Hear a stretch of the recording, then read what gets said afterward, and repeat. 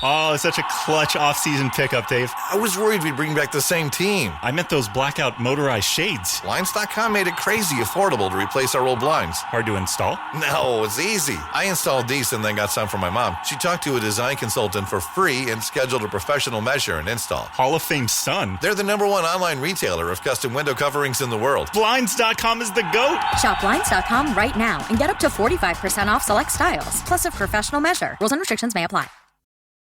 When you need mealtime inspiration, it's worth shopping Kroger for thousands of appetizing ingredients that inspire countless mouth-watering meals. And no matter what tasty choice you make, you'll enjoy our everyday low prices. Plus, extra ways to save, like digital coupons worth over $600 each week and up to $1 off per gallon at the pump with points. So you can get big flavors and big savings. Kroger, fresh for everyone. Fuel restrictions apply. This episode is brought to you by Allstate. Some people just know they could save hundreds on car insurance by checking Allstate first. Like you know to check the date of the big game first before you accidentally buy tickets on your 20th wedding anniversary and have to spend the next 20 years of your marriage making up for it. Yeah, checking first is smart. So check Allstate first for a quote that could save you hundreds. You're in good hands with Allstate. Savings vary. Terms apply. Allstate Fire and Casualty Insurance Company and Affiliates. Northbrook, Illinois.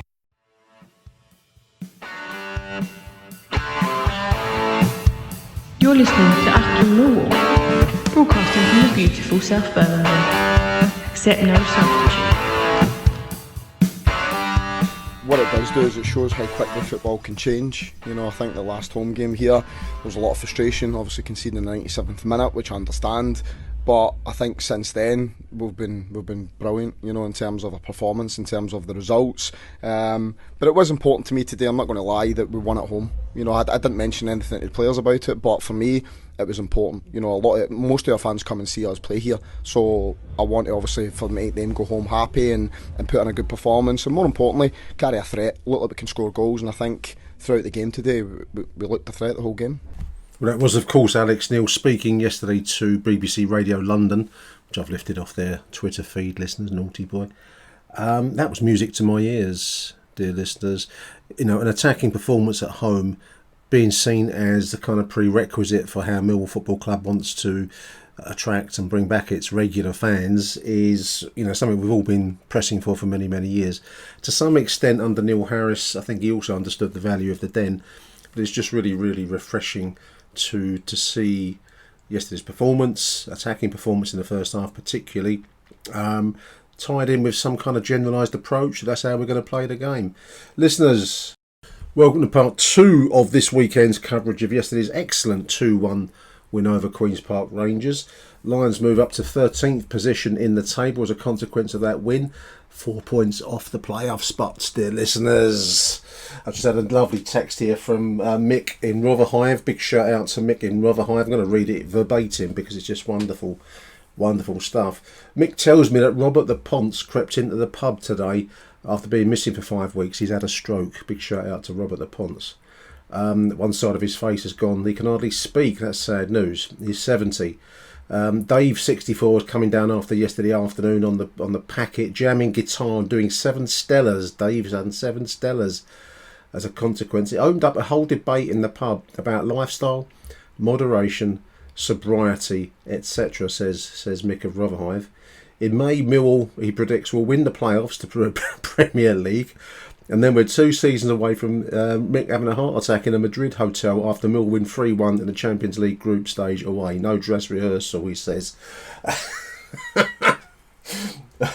Yeah, I don't know what to say to that, Mick. Big shout out to Mick in Rotherhithe. That's an ambitious target. I want to see you stick around yet, mate. I'm loving that little story. Listeners, we've got plenty of voicemail reaction to yesterday's excellent win. Goals from Aaron Connolly in the first minute, and then the second one from Luke Cundall after an equaliser almost immediately from QPR yesterday. Good entertaining game, end-to-end stuff. I thought QPR really came on strong in the second half, and we did really, really well to keep them at bay. So excellent stuff. And as you can tell from my vim, there's a general buzz around the Den at the moment. I think everyone is in a good frame of mind as a consequence of the weekend's events, the signings, the club record signing of Camille Legley paraded for the game wearing his Burberry puffer jacket. And the general devil-may-care approach of the game yesterday, I thought it was really refreshing. Great performances by Luke Cundle. You can take your pick for your man of match, whether it's Jeff Tanganga, Joe Bryan's got a shout. You could even say Luke Jensen with some of those saves in the second half.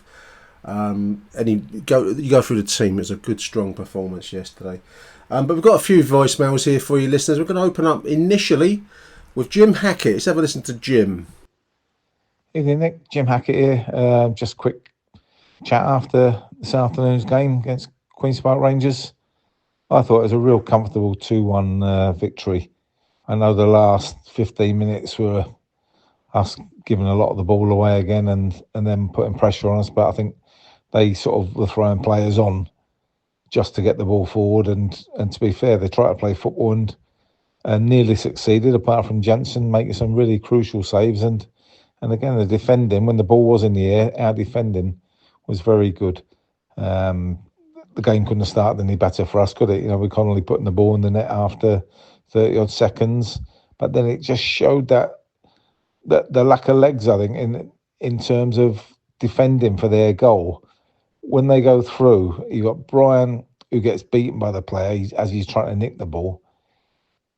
Saville then, for whatever reason, he's covered in at left back, but he's then come out to the lad and, they've just passed him into the lad who scores the goal. And I just think it was that lack of pace that Saville's got him caught out there. But at the same time, as the game went on, I thought he had a really good game alongside Casper in the centre of the park. And our back four and those two in the centre of the park today dominated the first half, and it allowed the other lads who were in front of them to really show their quality. And I don't think anybody can argue today about that being as good as we played all season in terms of wanting to keep the ball, wanting to keep the pressure on the opposition, defending solidly. And then when we had the ball, we looked like we could keep it. And you've got to say Connolly coming in has made a massive difference. Just give us somebody who can hold the ball up wide. And then on the other side, you've got Kramer, who's playing like an orthodox right back, getting forward, and he's really blossoming. And I think it's as sad as it is to see Danny and Ryan Leonard out through injury. I think Kramer coming in, at least he's playing. If he hadn't come on as a right back against whoever it was, Cardiff, I think, whoever it was he came on against, if he hadn't have done that, we would never have seen this, and either still been on the bench waiting for a run out at centre back, and we'd have just been watching. But when you look at him, he's got quality on the ball. He's a good physical presence. He does his best at right back. I think he'll always get done by a tricky winger, but ultimately he's doing his best, and I think he's looking a real steal, whatever we paid for him, because ultimately when Tanganga does go, I think he's nailed on to move into centre back. So, the back four, the middle two, played fantastically well, especially in the first half, and then the front four all did their bit. You can't actually be critical of any of our lads today. I thought everyone played their part. I thought the subs that came on, again, Duncan Watmore, I've not been overly impressed with him recently, but when he comes on for those 10, 15 minutes and he throws himself into the game, I think he really helps us along. The same with Ryan Wintle. Langstaff came in, at the very death of the game and did his bit. But overall, I think these signings that we've made, are real positive. I mean, how many we signed yesterday, I've got no idea. And we'll find out as the week goes on. But the chances are a lot of them will play against Leeds next week. And I'm really not overly bothered. It'd be lovely to go up there and turn Leeds over in the cup, because I'm sure they'll be resting a few players. But I think the bigger games now are just get 3 or 4 more wins, and that's our season nice and safe.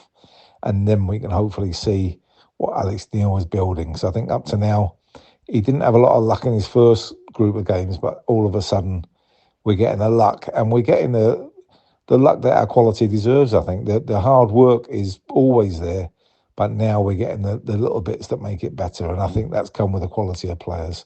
One player I didn't mention there was Luke Cundle. I think he's only slight, but I mean, he scored a goal.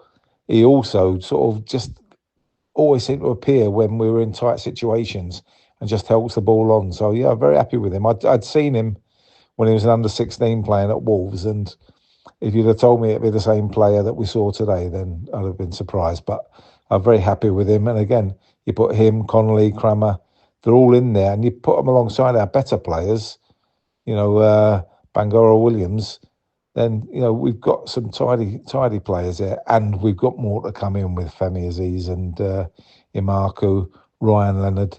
There really is a strong squad getting built here, and God knows what the other lads are like who've just come in. So if they're anything like what we've just received, then I think next season we could really be on a little bit of fizzing, couldn't we? So anyway, I just wanted to say I'm very happy today. Very happy, obviously, for the last week because we picked up 9 points. But I think everybody can see today there's progress in what Alex Neil's trying to do. And, it's not lack of effort. It has been lack of quality, but that seems to be addressed now. So long may it continue. And on we go. Come on, you Lions.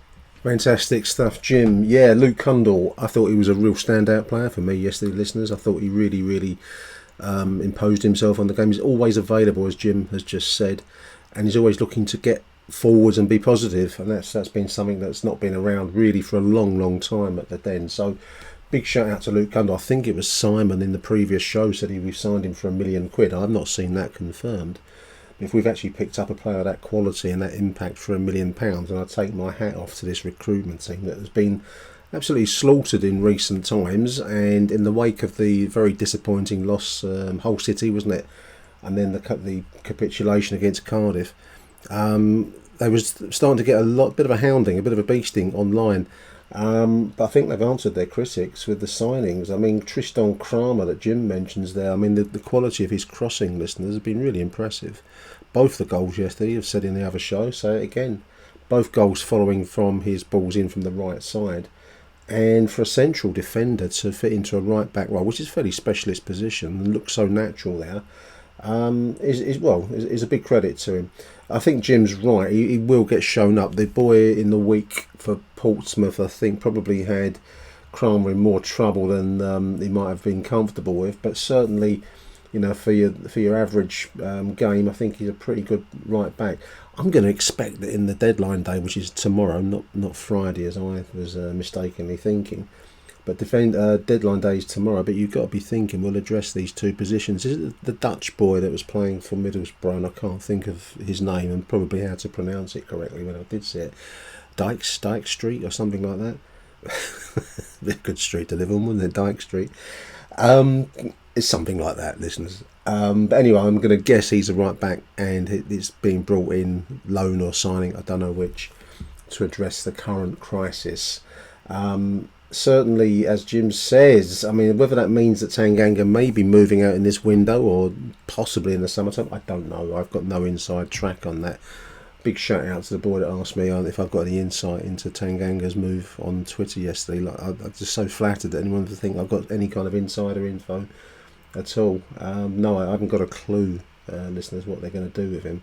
It's going to be a big day of action tomorrow, Monday, deadline day, so we'll see. But overall, quality signings. I mean, I've not been able to fault. We haven't seen the Algerian boy, Dutch boy, Camille Langley. I haven't seen him. I've only seen him on YouTube Reels. Looks really strong, but that's not necessarily, what you get at the other end of it. We'll see.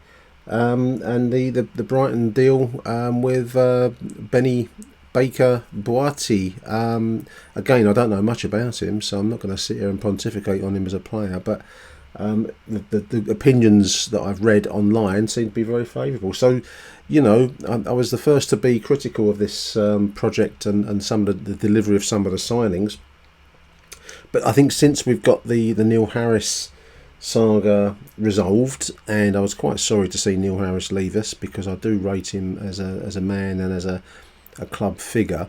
But I think we've got a cleaner situation now in the sense that there's no more feuding, there's no more backdoors rowing and differences of opinion over direction. We do now have a manager that's on board with it, Alex Neil. The players are being signed appear on first glance to be the kind of players you'd want to be seeing in a Millwall shirt, quality-wise. And the style that we saw the first hints of yesterday with Alex Neil was a style that I really approve of, a kind of quick passing, movement-based, pacey style, attacking style. And at the Den, that's going to go down the storm. So I genuinely left the game yesterday. We'd won. I accept we'd won. But I left the game, walked away, back down Ilderton Road. Very, very satisfied with going to watch Millwall. And that's really the point of the business, isn't it? And Alex Neil touched on that at the start of this episode, that if you don't serve up your home fans good, attractive, attacking football, win, lose or draw, then you're failing basically. And I do like the direction that he's taken us in. So big thank you there to Jim Hackett. We're going to move along now. We're going to listen to Lawrence Binney. Let's have a listen to Lawrence. Right, Nick. Lawrence Binney here, calling in after Mill 2, QPR 1.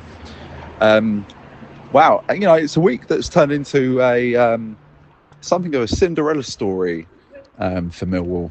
I think a club that has worked hard, been industrious, obviously has an industrious heritage, founded by jam workers, supported by dockers and mainly working class people.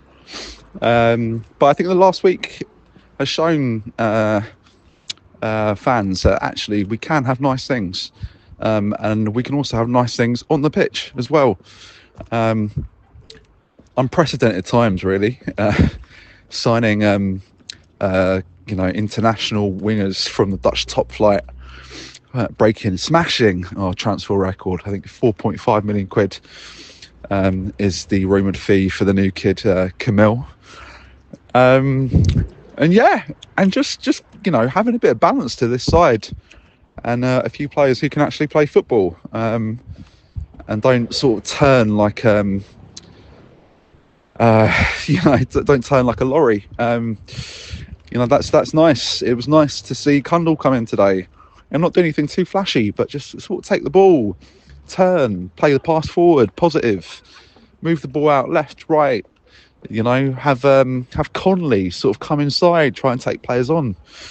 This is very refreshing. We stretched QPR at times today, really, really nicely. And it's just having a bit of balance, isn't it? Just having a threat that isn't just coming from one player. I'm not saying that Conley or Kramer or any of the signings we've made are going to be outstanding for us, but they clearly have some talent. And when you sort of get them playing in the right system, we can hurt teams. And even when we don't win, it's just nice to watch a football team where that you're going to have some threat at some point. Like I think for too long it's just been like relying on Esse or relying on Fleming or relying on Wallace, and just if they don't turn up, then it's sort of like, well, it's a war of attrition. Maybe we'll get a set piece goal from somewhere. But no, I kind of felt today, like even when we weren't always in control, that we had some threat out there. So yeah, very pleasing to see. I thought QPR were decent. It was a decent side, a good side. I think they looked a lot fitter than we were, and they didn't play game midweek. And I thought Ivanovic and Reece Bangura Williams, who could have had his fifth goal contribution in 6 games. I thought they looked tired today, and I think they've earned their rest for the week. But yeah, onwards and upwards. Let's hope the new signings can do as well as Fleming did when he came. But we'll see. All right. Well, feeling much more positive. I think the whole fan base is feeling a lot more positive. But don't get too down when we lose, when we're in a bad run of form. But also for fuck's sake, don't start talking about the playoffs. That's just ridiculous. All right, Nick. Cheers. Bye. Green Man Pub for me, Lawrence. Playoffs. Don't get too down when we lose, and don't get too high when we win. How many years you've been following Millwall, Lawrence Binney? It's in the DNA. It's in the bloodstream of the club. Unfortunately, it's just the way it is. Yeah, the investment is really making a difference, dear listeners, isn't it? I mean, it's apparent from yesterday's showing that the judicious use of some of the money we've generated from Romain Essays is bringing in players of real quality. By that I mean Luke Kundle and also Aaron Connolly. Both have shown real touch and poise on the ball. I mean, it's great to see. I mean, if I were Jeremy Barrelton and I were investing in a football club, I would want it to be an interesting, exciting venture. I mean, I don't know his business, of course I don't. But, you know, if you're spending that amount of money and you're trying to get it to all self-sustainability, but you're still going to require a fair amount of investment from the Berylson family, you at least want to enjoy yourself and not be subjected to a defensive masterclass and probably an explanation after the game from a manager as to why 0-0 is a brilliant scoreline. You'd want to be entertained. I think yesterday Alex Neil showed a real kind of direction towards a fast-paced movement, short passing style of football that I personally like, and I think suits the Den very, very well. So hats off to James Berylson. The investment and the decision making clearly is starting to pay dividends, and hats off also to the recruitment team, because the players that they're picking up appear at the moment, early days, and we've still got a day of deadline day to go tomorrow, but it appears as though we're really investing in players that can excite and get you off the edge of your seat. So more power to them. I agree. I thought QPR were a decent side, Lawrence, and I thought we did well to hold them out. I know we were a bit under the cosh towards the end of the first half, second half, sorry, and they probably would have wanted to have scored. They should have done. They had a few chances, but the combination of decent saves by Lucas Jensen and a good dose of lady luck, and we all need a touch of lady luck's dosage every now and again, don't we? But got it through. Great stuff. Exciting times, as we've said a few times. We're going to take a short break, dear listeners. When we come back, we're going to have some Bobby T. I haven't had enough Bobby T in my life. This episode is brought to you by Allstate.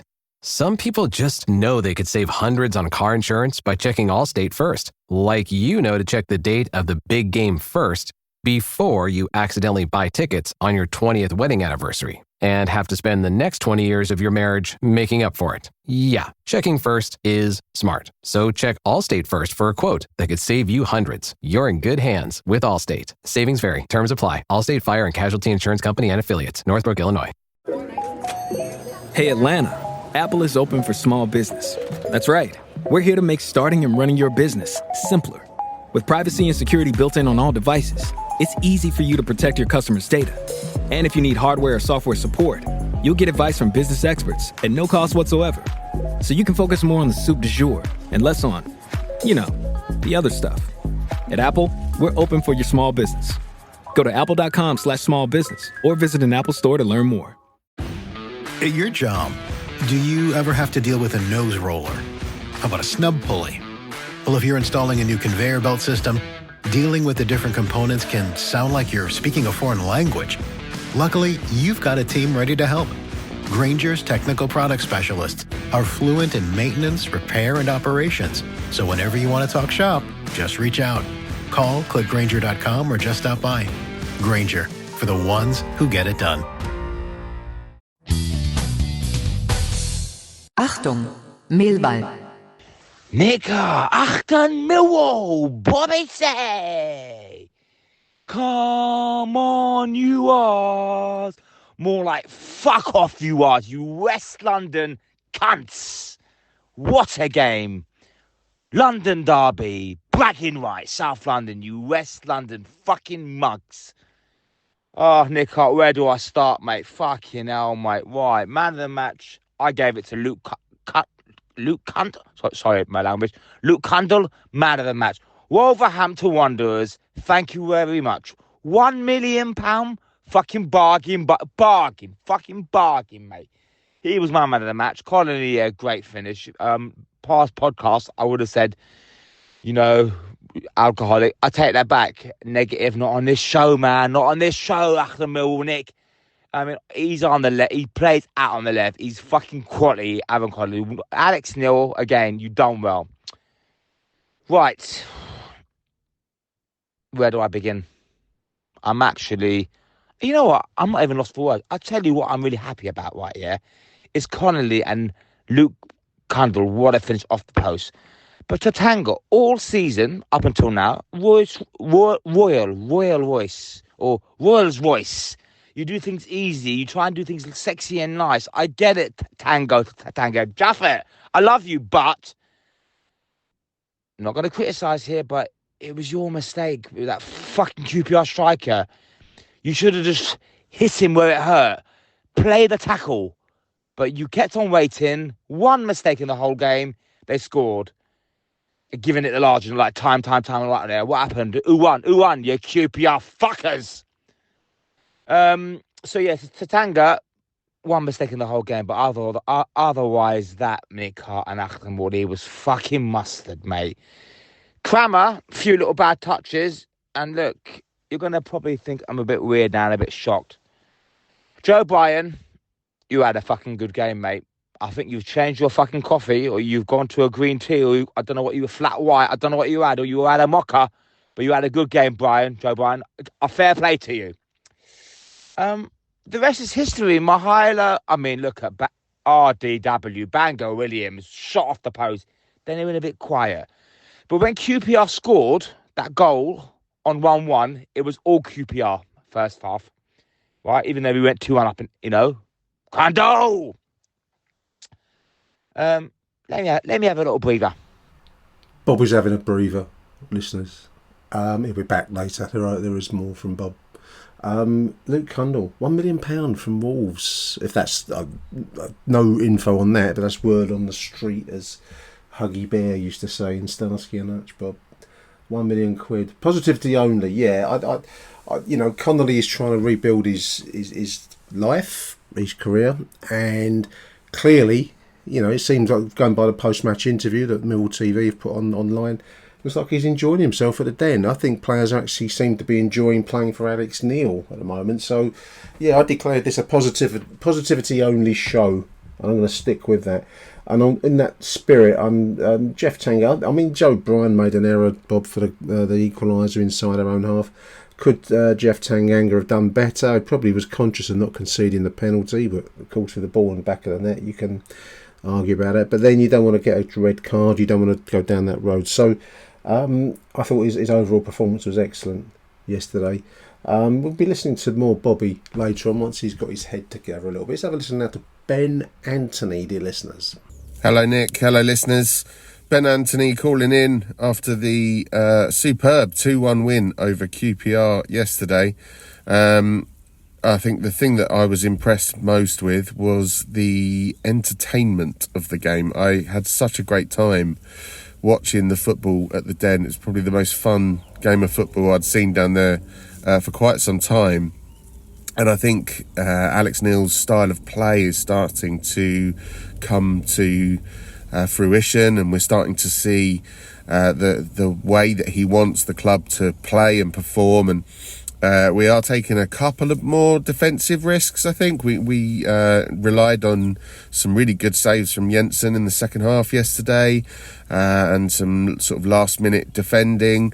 I thought Jake Cooper was superb, and I thought the whole team performed really, really well. I was very impressed with the new signings. I think they've settled in really quickly, particularly for Kundall, and I thought they just seemed like they'd been there for ages. The performance and the desire to get involved was absolutely there, and yeah, very impressed. I thought Connolly is showing more and more signs that he's a good quality player, and this Tristan Kramer is a fantastic find. What a player he's looking like. So very, very pleased, and obviously we've got some more exciting signings to still to come through and make their debuts, and that's an exciting time. It's an exciting time to be a Millwall fan. So yeah, much happier than we were about a week and a half ago, and fair play to those players that didn't perform for a few games and did get some stick, and they've responded superbly in the best way they possibly could, and done their talking on the pitch. And yeah, fair play to them. They've turned this round, and everyone's sort of looking a little bit more positive. We've got some options now at last, so the bench hopefully will start to be a bit more kind of capable of changing a game, I guess. And sort of much respect and thanks to the powers that be at the club, who have definitely have definitely played their part and done their bit that they needed to do in this window. So yeah, exciting times, and let's hope for more to come in the future. All right, come on you Lions. Yeah, I agree, Ben. Entertainment, excitement. I think I've said it already. Apologies for repeating it. Alex Neil said it at the start of this show. It's really important that at the Den you put on a good show for the fans. They're the bread and butter of the club. They're the ones, no disrespect to the away fans. We're taking, did I say 1,800 up to Leeds for the cup game next Saturday? So, they're hardcore. But you really do need to serve up your home fans, the fortnightly chaps.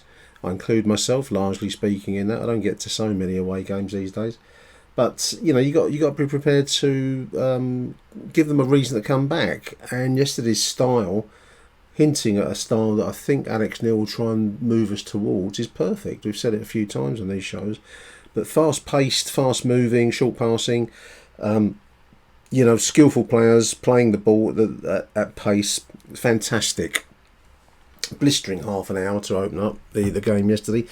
We will fade a little bit, and that open style does, of course, allow opponents into the game where maybe, once upon a time you might have parked the bus. I don't think that's the way that we're going to play the game.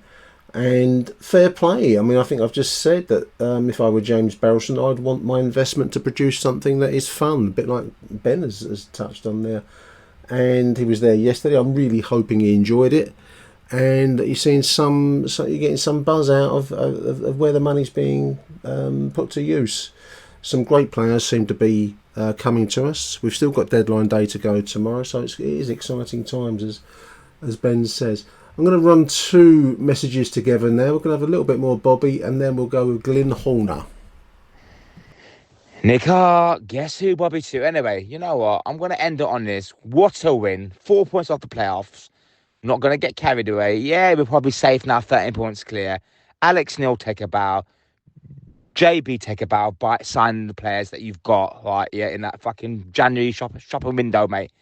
But you know what? How it ended, right, yeah? The fucking officials and the fucking ref are a fucking joke.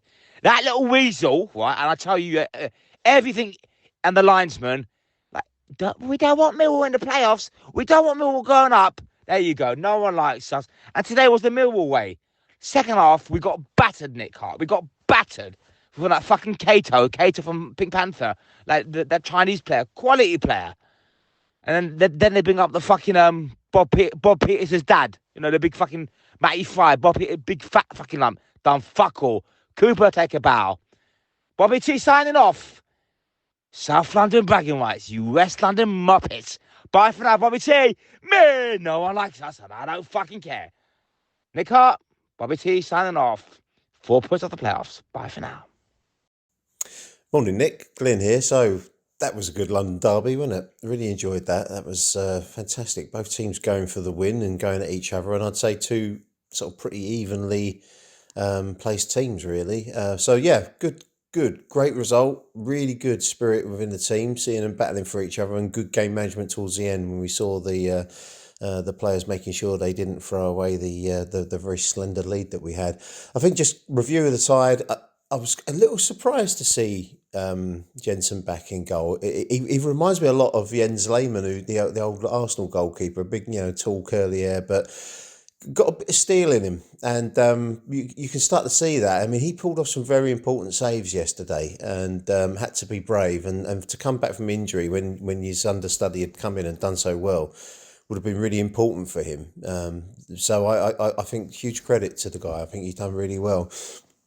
Defensively, I mean, what can you say about Tanganga and Cooper? They're like a force field around the goal. They're doing tremendously well, and Tanganga's great at getting forward with the ball as well. Joe Bryan, another great performance. I mean, Joe Bryan is a man reborn. I think Crammer, I love the guy. He's a top player. Really good at getting forward. I think he had a real tough afternoon against that Saito winger. But I think Saito would have given Ryan Leonard a hard afternoon. So I think Kramer did as good as you could expect any right wing back to do against a very talented winger, and I tell you that fella Saito's got a future ahead of him because he's very tricky. Midfield, good battling performance. I mean, I think Denora and Saville, run themselves into their ground, and they did a great job at trying to control the game. And I think probably I think the most important player on the pitch for us really at the moment is Connolly. He is so good at holding the ball and linking play and bringing other members of the team into action. A very gifted footballer, and I'm really delighted that we've got him. I think we've got a real catch there actually, and he's developing. He's getting better and fitter with every game, and I think we'll be grateful for the day when we see him at full fitness, because I think he'll be a game winner for us for sure. And then Reece, Bangura Williams, what can you say? Very unlucky not to get a goal. Good performance. Our creative spark really, and the rest of the team give him that freedom to be able to do that for us. So really excellent performance. Long may it continue, and looking forward to the next game. Come on, you Lions. Thank you, Glenn. Thank you, Bobby. Beforehand, Cato. I thought Cato was the Inspector Clouseau's opponent in the Pink Panther series. Was it Sato?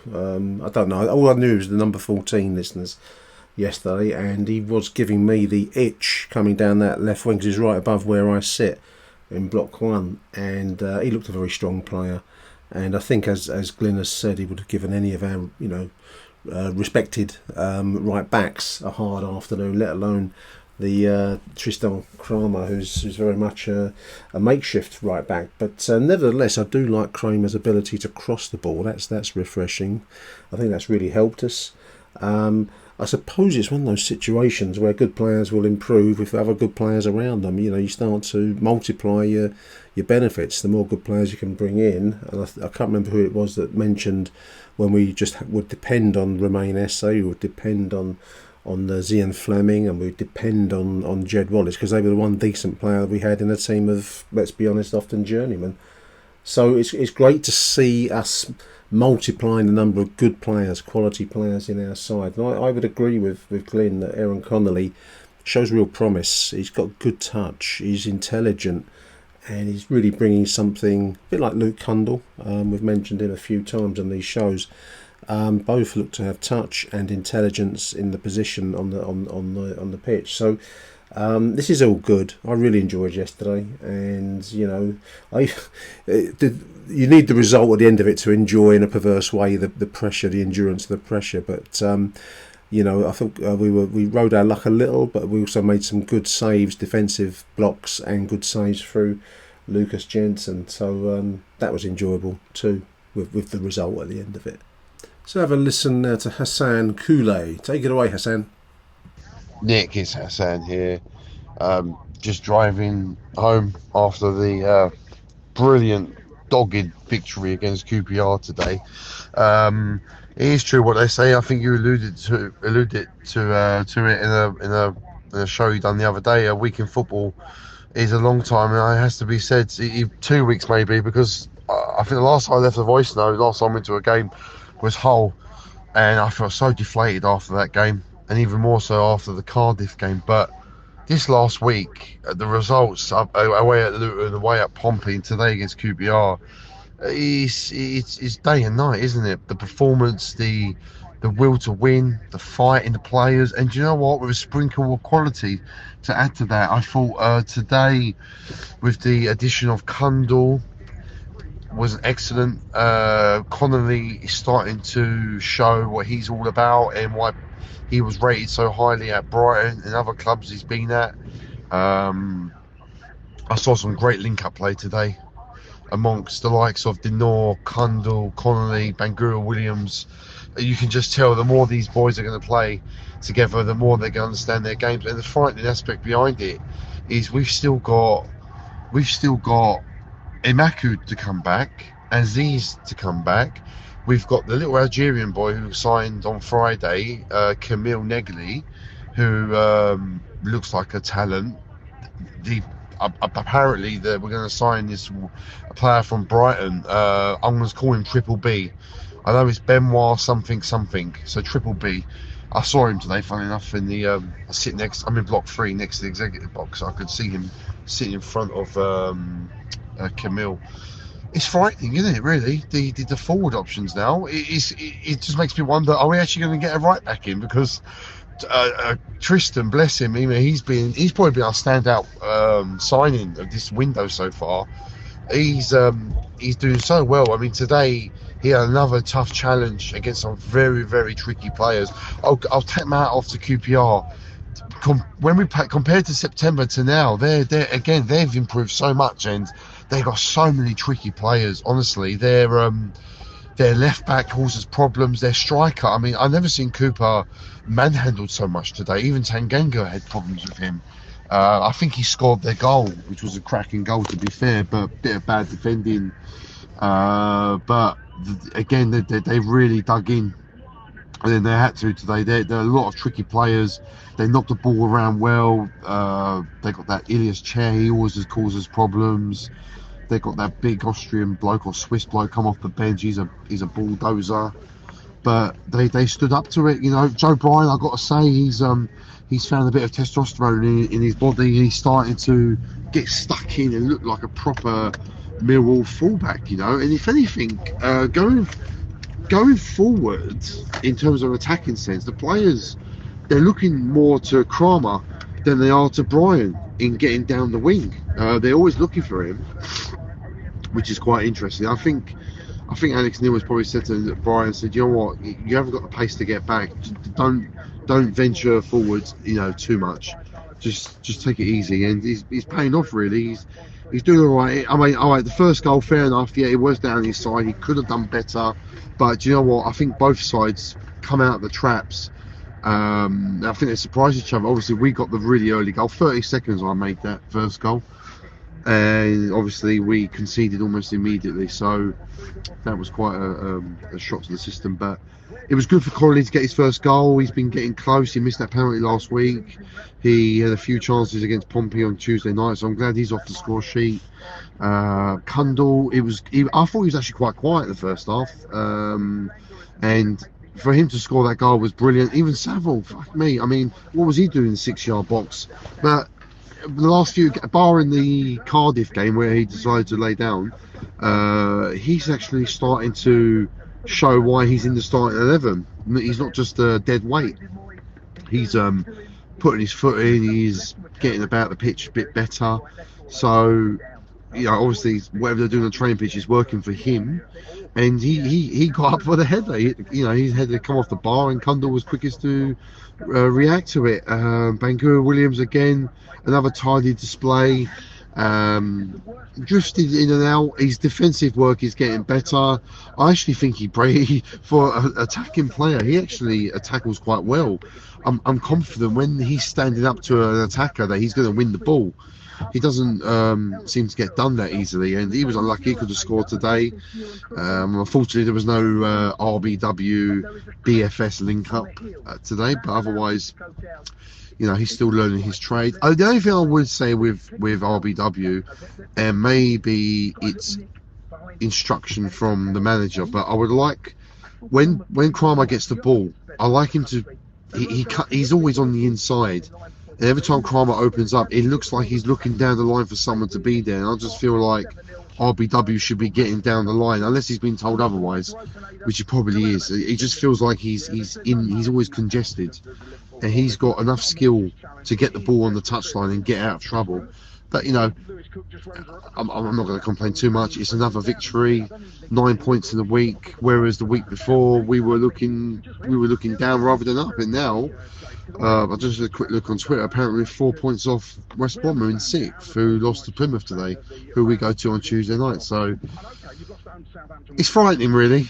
You know, I'm not used to this being a Millwall fan. Positive January transfer windows, permanent signings, and to be honest with you, I didn't even mention about the Middlesbrough kid.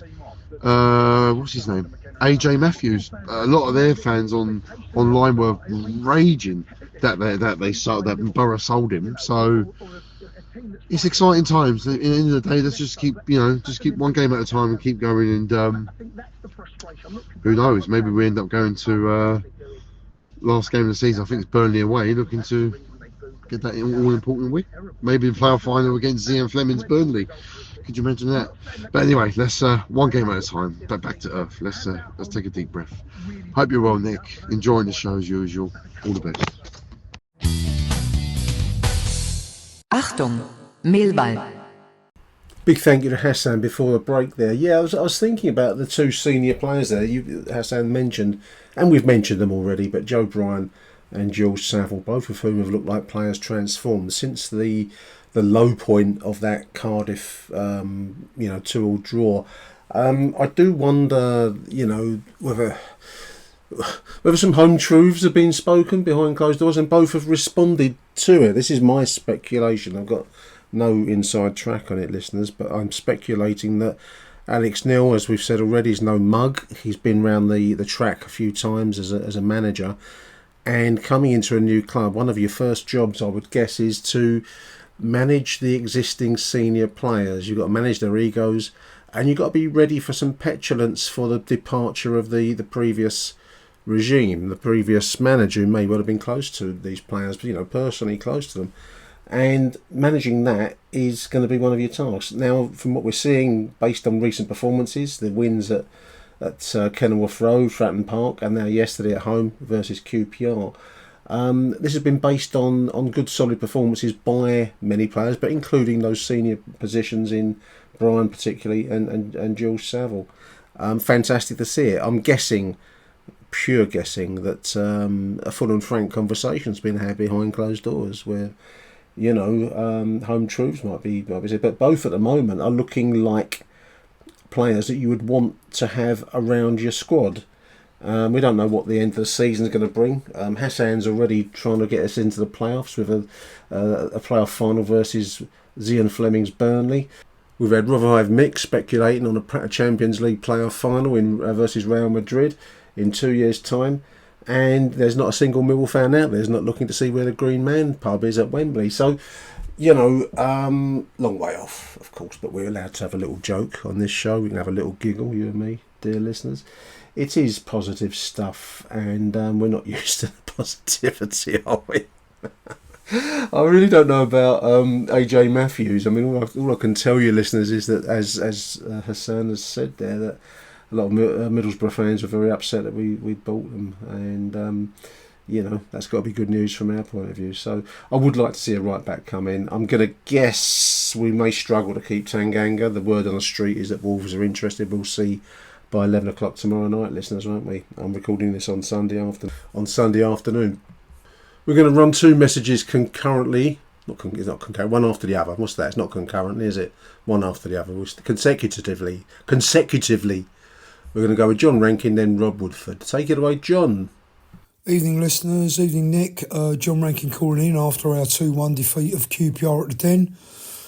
A very positive game for us, and extremely positive in the new personnel that have come in. I like Connolly. I liked him from the first game that I saw him. I thought he brought to us exactly what we needed. Composure on the ball, a midfielder and an attacking player that can get his head up and pass the ball forward, and also has got goals in him as well, and he displayed that today. Brilliant. A goal in 30 seconds. Who could ask for more?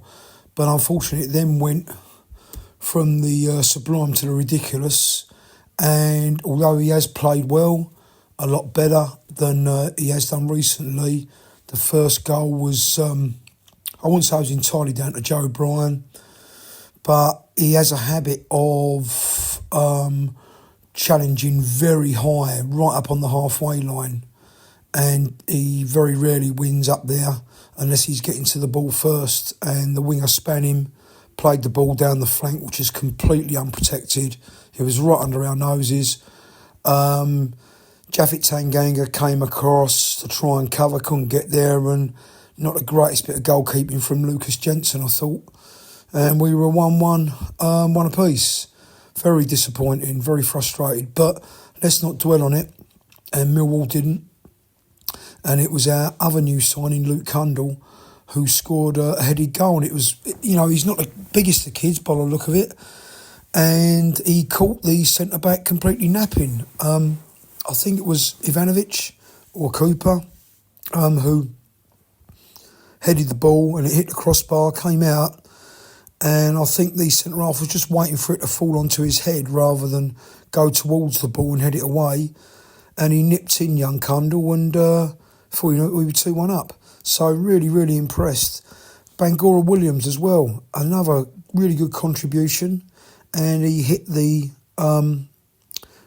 post from an effort outside the box. So there's a lot to be really positive about. It was great to see the midfield creatives playing the ball around, keeping the ball on the grass, and moving the ball forward. I think that we need to shore up our defence a little bit more, on the basis that if someone comes in for Japhet Tanganga in the summer, then you move De Kramer across, the French kid, and maybe if Ryan Leonard comes back, although he's getting old. Basically what I'm trying to say is I think we need some backs now as well, maybe a couple of full backs, definitely a central defender just to shore it all up. We've probably got enough in the midfield now to make it do, and things have got to be positive going forward. Second half was a bit of a struggle, a bit of a typical Millwall backs against the wall. But we kept the ball out of the box in the main, and when it did come in the box, Jensen made a couple of saves. So, it was good from that respect. It was a good day for me. I saw a guy there at Millwall in the CBL that I went to primary school with at Monson Road. Hadn't seen him for 49 years or 50 years, so that was nice. And, I enjoyed the day thoroughly. It was really good. I'm so pleased that we picked up 9 points from the last 3 games. And I'm looking forward to us resuming. I think it's against Plymouth, in a couple of weeks' time. So, happy customer. Come on, you Lions. Well, that was a really good match. And, there were times when we played some great football on the deck, didn't we, Nick? Hanging on a bit at the end, but that's in part thanks to some outrageous decisions from the officials. But a promising debut for Luke Kundle. But Aaron Connolly was man of the match, Warrior-like performances from George Saville and Japhet Tanganga. A well-played Jensen's too. But as big as the lad's heart, we clearly need an orthodox right fullback at the moment, don't we? So that's 3 straight wins, and it should have been 4, except for the last seconds versus Cardiff. The referee, and especially the linesman with the bird shit in his hair, he did his best to ruin our result, didn't he? You think you got bird shit in your block, well, you should have seen what he had on his head, this geezer. All very promising, especially with Aziz, Coburn and Amaku to come back, and the new signing, Negley, to make an impact. It's a really good time to be a Millwall fan at the moment. And I think we have a head coach now who's happy to work with other people's so-called misfits, whether they are reformed alcoholics, players shown the door by every other London club and can only hold down a place with Tooting and Mitcham, or centre-backs playing as unorthodox right full-backs. Now, we won't know if the 6 players brought in last month will all work out, but they will certainly work out better than the 66 players Nigel Spackman brought in. Smackman. What a fucking joke that geezer was. Big thank you, Rob, and before Rob, to John Rankin. Just thinking about Nigel Spackman the other day, Rob. Because that was about the only time I could think of where we signed so many players in such order. Now, I'm not by no means comparing the very high quality we seem to be signing now, and certainly the money being invested. But there was a period when Nigel Spackman was signing, pretty much anyone, it seemed to me. It struck me one day that if you stood at the P12 bus stop on Ilderton Road, you ran a strong chance of a Millwall contract being put under your nose by Nigel Spackman. So yeah, I mean, I'm not sure it's quite the same thing really, but I do take your point about what a period that was. I didn't really get a sight of the linesman with his bird shit on his head. It was quite tightly packed yesterday in Block 1. A lot of school children. I think they were actually Italians. I think I put them down as being Dutch, but they were certainly from beyond the English Channel. And they were there for, like, I'm going to guess, like some kind of school trip over to London, English improvement. And they certainly got that yesterday, listeners. Colloquial English lessons, all for free, and they saw a decent game of football. So, you know, more power to the marketing team. I didn't mind that yesterday. I don't like being hemmed in up there. But anyway, that's a different subject, different podcast. Alex Neil and his misfits. That's an interesting point that Rob makes there, actually. I mean, we've always had a bit of a history of taking the waifs and strays of the game, haven't we? And people rebuilding a reputation. I'm thinking back as far as, say, Mark McGee and even Dennis Wise and some of the players that we've had over the time. You know, there have been players that have fallen through the system, you know, no longer in football education, so to speak. And, you know, Mill serves as a kind of rehabilitation centre. I mean, Aaron Connolly yesterday I thought was a good player, a very standout player. He seems to have touch, and clearly he's got his issues he's dealing with, I hope anyway. And if he can put that issue behind him, then we could have a very, very valuable player on our hands indeed. And I really hope that it does come good, because I was impressed by what he did yesterday. Yeah, and it's a very positive time. John said that positivity is the word I've written down, reading listening to John's piece earlier on. Positivity only zone now on this podcast, dear listeners. I think we've reached the end of the voice notes. We've got two more to play you out with, which is from Bobby T. But I'm going to take this chance just to remind you of the Achtung Millwall T-shirt that sits on the noonelikesus.co.uk website, Nolu Clothing. They've got loads of good gear on there, listeners. Get yourself a Blue Anchor T-shirt if you want one for going away to your Spanish resort of choice. You want to walk around with a pub T-shirt, you can get the Blue Anchor on No One Likes Us Clothing.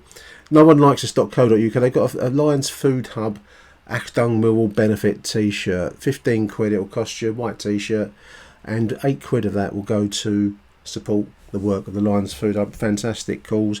All of our revenue we make from the podcast gets donated to the Fod Hub. I've got a lot of time for Kelly that runs that. It's very, very genuine people involved in it, and I've got plenty of time for people like that and the charitable works they do locally. So if you do get a chance and you want to have a T-shirt, or you want to, I don't know, clean your tools or something, or wash your dishes and you need a rag, buy an Achtung Millwall T-shirt for 15 quid, and £8 will support the work of the Lions Fod Hub, supporting families in need in South East 16. So a big thank you to Martin of Nolu Clothing for his backing there. Couldn't do that without him.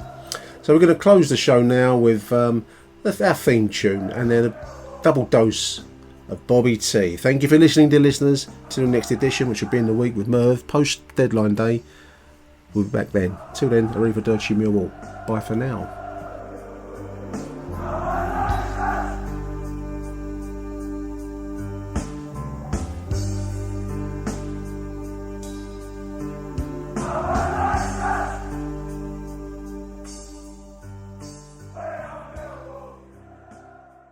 Nick Hart, Bobbity, one more time. I've slightly calmed down, but I totally forgot to tell you, right, yeah, I was a bit surprised that Jensen started, but, because Roberts had a great game, but obviously he's probably number 2 in my eyes.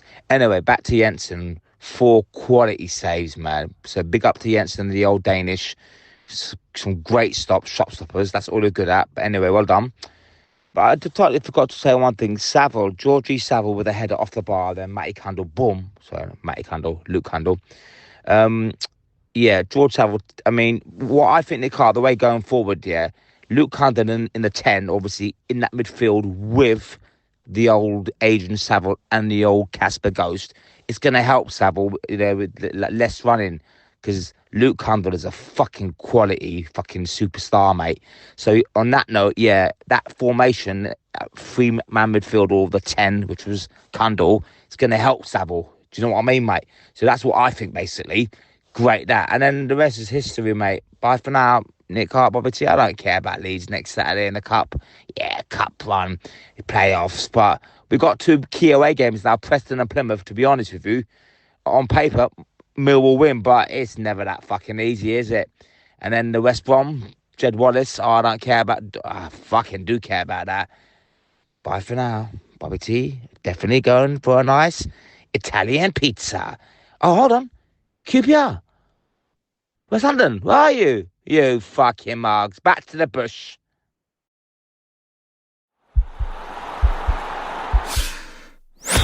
This podcast is part of the Sports Social Podcast Network.